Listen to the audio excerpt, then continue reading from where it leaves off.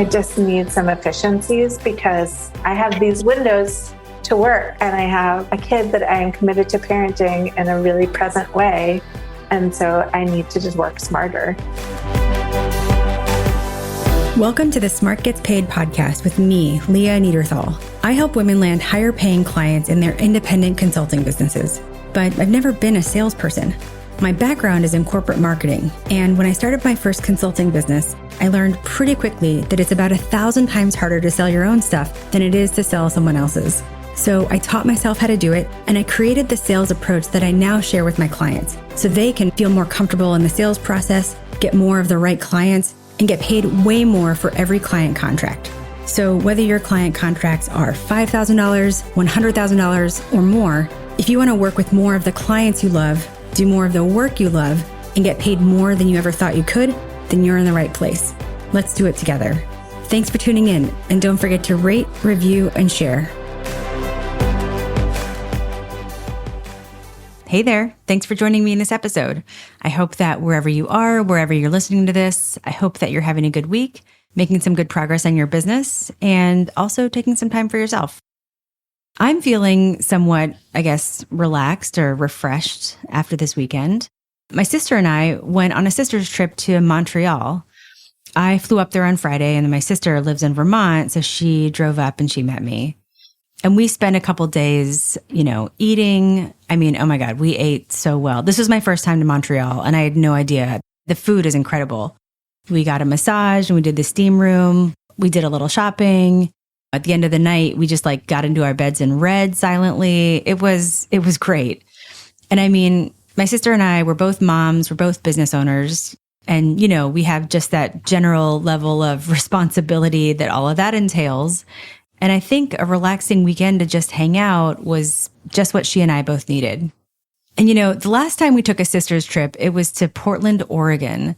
And I knew it had been a long time, it had been a while since we took that trip, but I don't think either of us realized exactly how much time had actually passed because we played it back and we had gone to Portland in 2004.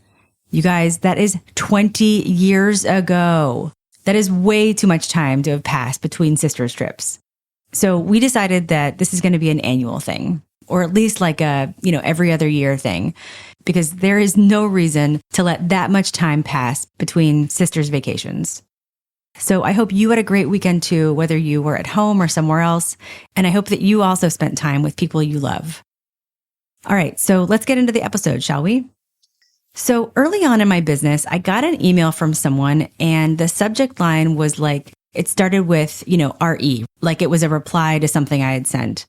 And I opened the email and the first line said, "I'm so sorry." And for a millisecond, I was like, "What are you sorry about?" She went on, she goes, "I'm so sorry it's taken so long to get back to you, but we've gone over the proposal and we're ready to move forward." And I read down in the email thread and was mortified to realize that I had sent her a proposal and I had completely forgotten about it. I never followed up. It just disappeared from my brain. And I'm so lucky that, even though I wasn't thinking about it, she was. And then she got back to me and wanted to work with me.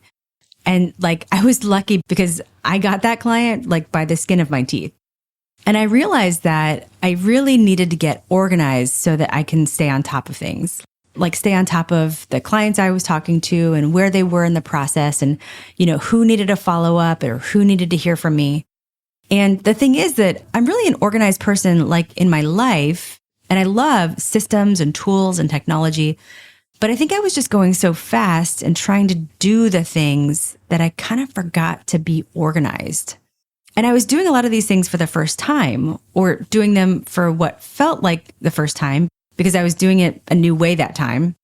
And so I kind of wasn't even thinking about, quote unquote, efficiencies or streamlining because I was just trying to get things out the door. But I mean, I teach how to get consulting clients. I teach selling.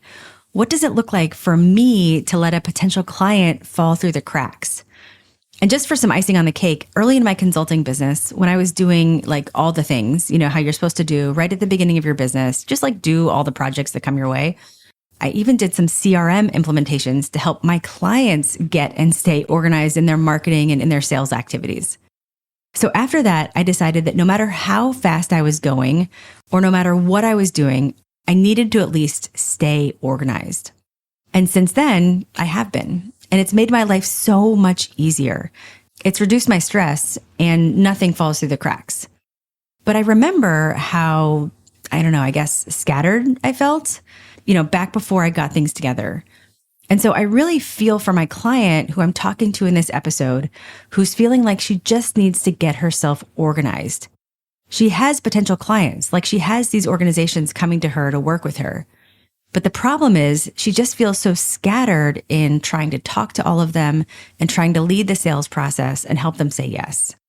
So in this conversation, we're going to talk about some quick wins that she can use to get organized and how to work smarter, not harder. And as you'll hear, that allows you to reduce your stress and anxiety, but it also actually helps you get more clients.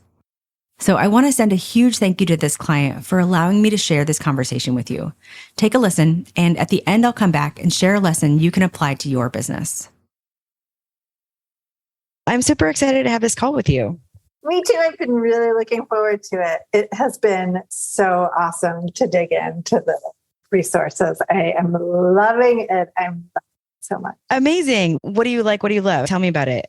Like the peer mindset was a game changer for me, and going through my emails and noticing, because I thought I already had that, but then looking like the specifics of looking through my emails and being like, oh my God, I'm thanking you and sorrying you all over the place. Like the actual ways that can show up behaviorally, getting that specific and geeking out on that is awesome. And then I'm working on my painkiller just because to get started. And because why not? Because we're going to do it anyway. Focusing. Right? Yeah, it's awesome. Oh, that's great. Oh, I'm so glad. I'm so glad. It's like exactly what I've been craving. I get so many referrals and I am still bumbling through what it is that I do. And this kind of way of organizing and clarifying what I'm doing is so helpful. Oh my gosh, this is going to be so awesome. Yeah. So I love this energy to start. So the purpose of this call then is to talk through what might be on your plate or on your mind as you're coming into this program so that we can just get you some answers, get you some next steps, and clear some space for learning, right? Okay, without some of these like lingering major questions. Awesome. Great. All right. Yep. So let's start with the first thing first. Talk to me about what's on your plate, what's on your mind. Okay. I made a list. Okay, let's do it. Okay. So I was thinking about it. And the thing that I really want is to describe what I'm doing more clearly and more impactfully. So one, I really want to just have that sentence of describing what I do that is as energizing as I feel about the work that I'm doing. Okay. So that's one. And two, I just really need to feel more organized. Like I think I need a CRM and I can't figure out which one to get. And so I have notebooks after notebooks. I have Excel spreadsheets. I have everything I just need to feel more organized and I need templates in order. I was thinking it was about the branding, but really I just need one invoice that I am like repeating, some key emails. I just need some efficiencies because I have these windows to work and I have a kid that I am committed to parenting in a really present way. And so I need to just work smarter.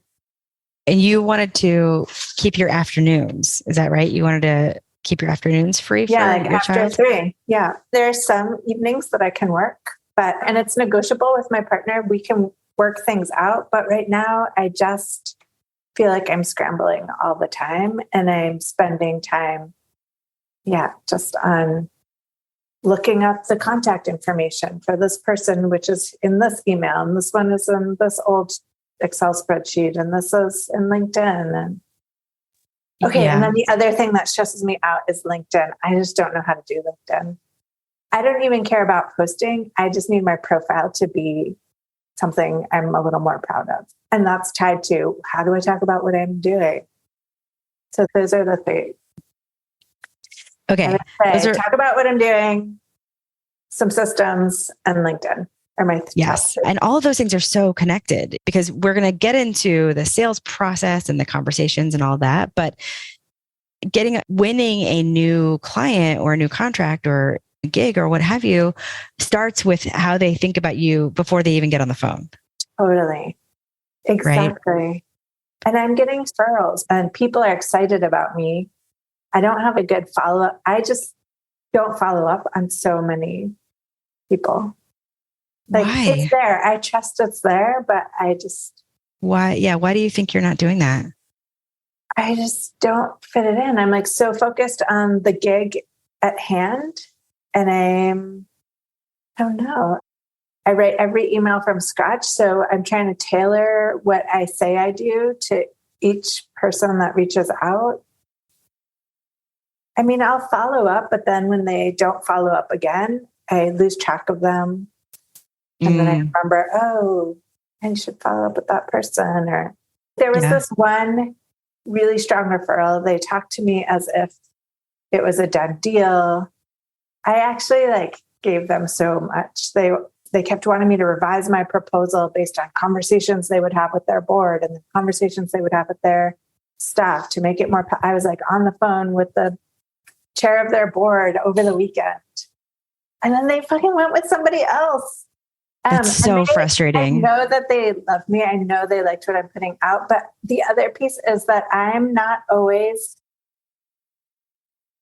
hearing what they say, but I'm not doing, in the painkiller statement, I'm not always giving it back to them in a way that is resonating, especially when it's, I don't know I can go way into detail about that, but I don't. No. I'm getting I wanted to make sure I had a thought and I need to write it down before I forget it because I want to share it with you.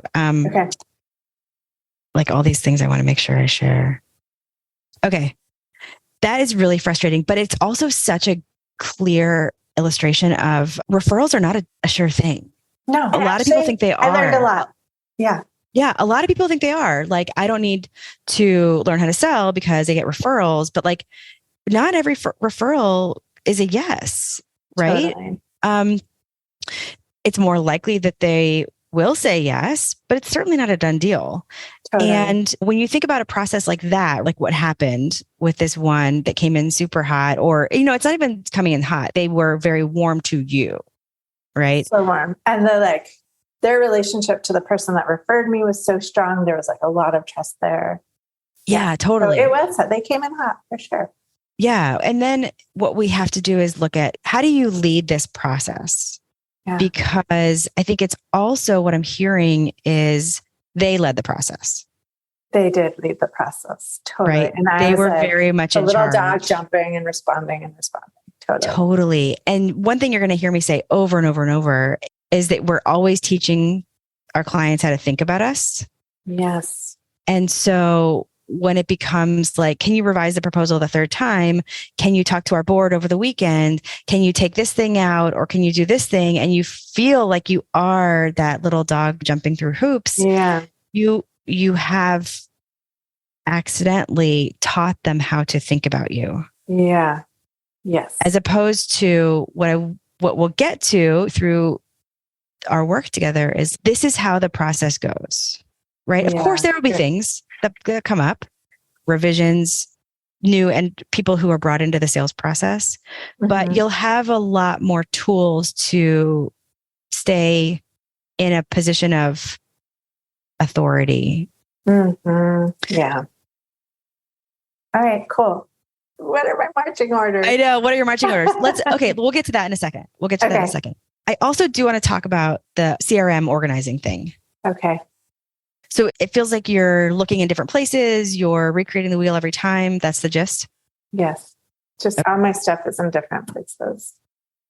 Okay. And I don't have a place for that kind of flow and to see in one place, who do I need to follow up with? Because I've already talked to them, or did I send that contract out? Or did I, client, I sent the contract out the day before their gig. I just don't have an orderly thing to help me stay on track, especially if I have multiple clients at a time. Okay. Totally. I love this also because I'm like a total systems geek and I've tried like all the CRMs. Oh my So, God. so a CRM will help this. Two things are going to help this actually. One thing that is going to be your marching order, which is let's craft your sales process. Yeah. You do have one, even if it's been a little loose. Yeah. All we need to do is put down what probably should happen in the right order. And then even though, like we said, sometimes things don't go the right. Sometimes there's always little hurdles. Yeah, it's fine, whatever. Yeah, but at least you get to stay organized. Yeah. So there's a lesson. It's really fast to create your sales process. And then let's talk about CRMs. Okay. There are a lot of good ones out there. Sometimes it's really hard to tell which one to go with. Have you been looking around? Is that, have you gotten to that point? I've tried.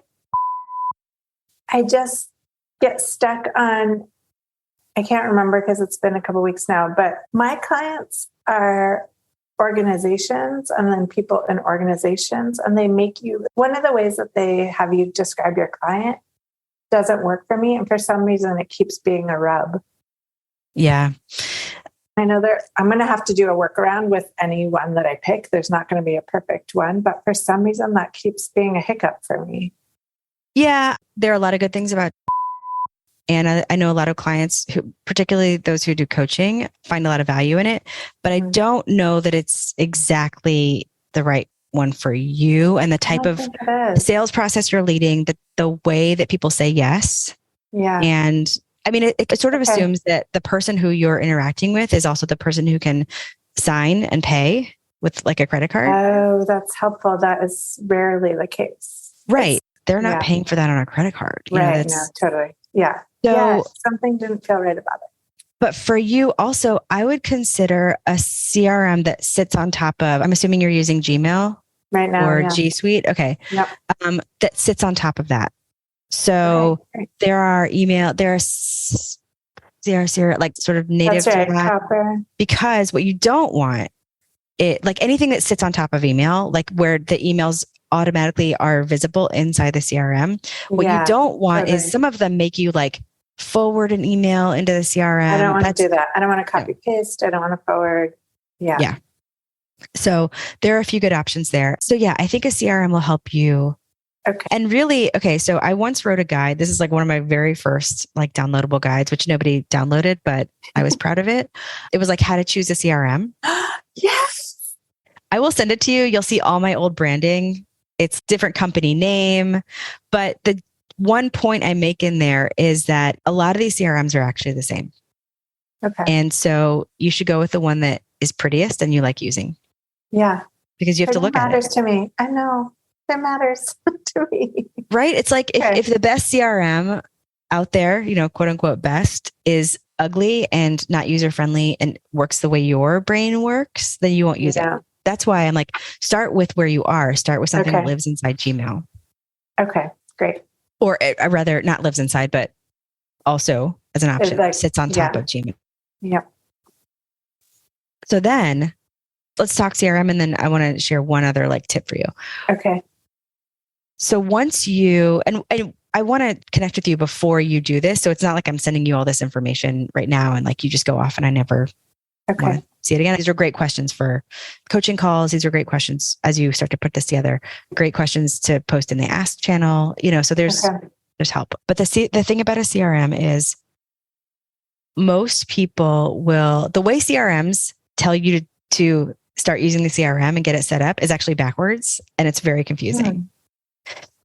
Most CRMs will tell you that the first thing you should do is bring in all your contacts into the CRM because that's how it organizes little entities and little people and stuff like that. And that's what also makes it very sticky for them, right? If once you have all your people, you're going to keep using the software. Yeah. But the real way to get value out of a CRM, especially for the type of business that you're running and where you are, is to take what you're learning in the sales process module and set up your deals first. Yeah, that's what I did. Then, and that was how I learned I didn't like it. Okay, good. Great. I'm glad you did that. And then you're like, no, this is not going to work for me. And then, after you have the deal set up or the pipeline, bring in only the people who you have active conversations with and put them in the right place in the pipeline. Oh, yeah. And then bring in everybody else. All right. Okay. Yep. That sounds great. Okay. But again, there's a whole lot I can tell you about CRMs. It's funny. For years, I've wanted to do like a CRM, set up your CRM boot camp. But I was so locked into on the promotion hamster wheel between the two programs I was currently offering that I had no room for that. Yeah. But now what I think we're going to start doing in the academy is running more sort of accelerator or like boot camp style awesome sprints. That's fun. Yeah. So that everybody who wants to work on that thing, it's like, okay, for the next month, we're going to get your CRM set up and you're going to do it all together. And so in the meantime, I will help you through the coaching and the Slack so that you don't have to wait for that change. But okay. The other thing that I want to share with you, and this is something that I've started doing in the past few years, is anytime you write anything, save it in a Google Doc, like one Google Doc for, we can have a few, but like one Google Doc for sales emails and another Google Doc for, let's say, delivery emails.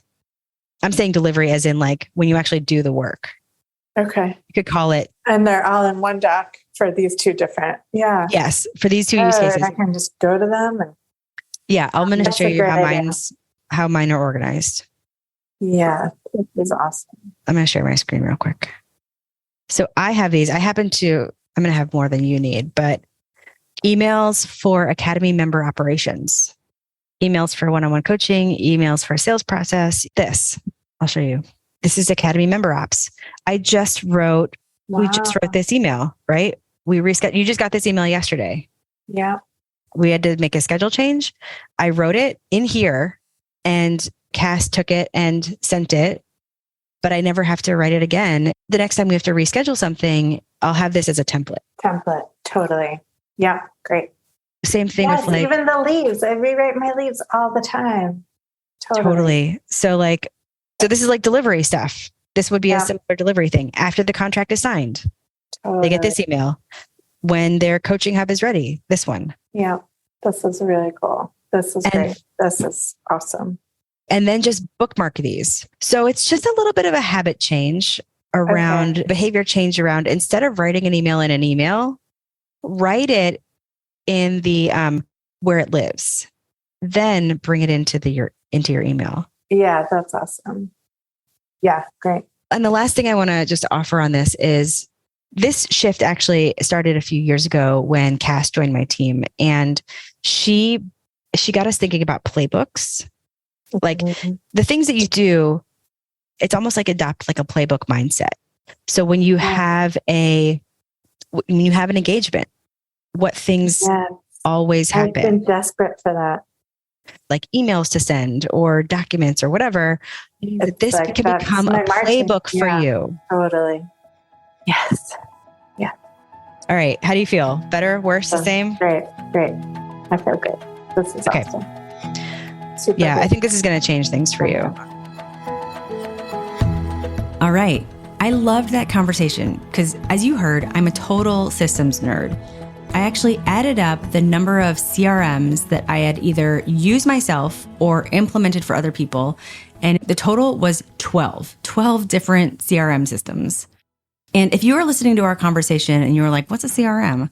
CRM stands for Customer Relationship Management, and it's a type of software that helps you track your sales pipeline, nurture customer relationships, and helps you stay organized. And I actually loved that we were talking about CRMs because most people think that you only need a CRM if you're a big company. But the truth is that any size company really can and should be using a CRM. If the way that you get a client is through conversations and nurturing a relationship down the sales process, then you need a CRM. And especially if you're a consultant and it's just you, or maybe you and some contractors. You just can't afford not to be organized and to stay on top of your sales pipeline and the clients you're talking to. If you've only heard of one CRM in your whole life, it's probably Salesforce, which is the biggest. But there are so many that are right-sized for small businesses. and so many that are really good for like under, 25 or $50 a month. But beyond the fact that you need a CRM, I wanted to draw your attention to something in this episode and give you something to think about. So we talked about knowing your sales process. And we also talked about how it's your job to lead the sales process. Not only because it helps you get a yes, but how you lead the sales process teaches your clients how to think about you. And these two things are so closely linked, your sales process and your ability to lead the sales process. Because you can't lead the sales process if you don't know what your sales process is, and if you don't know what the next step is for the clients you're talking to. And then, just bringing it back to your tools and your systems, you certainly can't lead the sales process and know where each potential client is in the sales process if you don't have a way to stay organized. And yeah, CRMs are great, but honestly, you can start with something simple. In my training on creating your sales process, after you go through the steps of figuring out your sales process, you use what we call the sales process whiteboard, where you lay out the stages of your sales process. And then beneath each stage, you put the name of the client that you're talking to, at the right stage. And that way you can see what's in your pipeline. And it's simple. And then you would take that into a CRM and set up your pipeline in a more organized way. But that's how you can start. So the first step is knowing your sales process. And as you heard me tell my client, you do have one. And once you figure it out, you can stay organized, you can lead the sales process, and you can help potential clients become paying clients.